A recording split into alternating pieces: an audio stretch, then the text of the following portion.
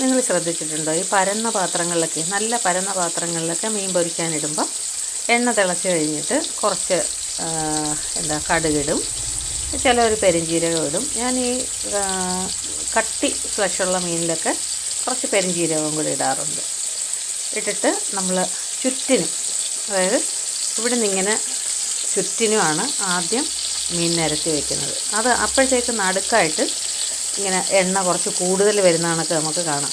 അന്നേരം നമുക്ക് നടുക്കോട്ട് വെച്ച് കൊടുത്താൽ കറക്റ്റ് ആയിരിക്കും. അപ്പോൾ നമ്മൾ എണ്ണ ഒഴിക്കുമ്പം നടുക്ക് അത്രയ്ക്ക് കാണത്തില്ല. ഇതുപോലുള്ള പാത്രങ്ങളൊക്കെ നടുവശം ഒരല്പം അങ്ങനെ മുകളിലോട്ട് ഉന്തി നിൽക്കുന്നതായിട്ട് കാണാറുണ്ട്.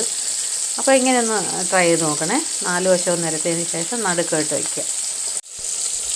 ഉണ്ടോ, ഒരു കുറച്ചൊന്ന് ചൂടായി വരുമ്പോഴത്തേനും നമുക്ക് ഒന്ന് ഇങ്ങനെ അനക്കി കൊടുക്കുമ്പോഴത്തേനും കഷ്ണങ്ങളെല്ലാം ഒന്ന് മാറി വരും. അങ്ങനെ നമുക്ക് നല്ലോണം മുരിച്ചെടുക്കാനായി ഇങ്ങനെ ചെയ്ത് വേണ്ട മേൽഭാഗമൊക്കെ ഒന്ന് വെളുത്ത് വരുന്ന സമയത്ത് നമുക്ക് തിരിച്ചിടാം. അങ്ങനെ നന്നായിട്ട് മുരിച്ചെടുക്കാം. അപ്പോൾ തിരിച്ചിട്ട് വീണ്ടും നമുക്കൊന്ന് ഇങ്ങനെ അനക്കി കൊടുക്കാം.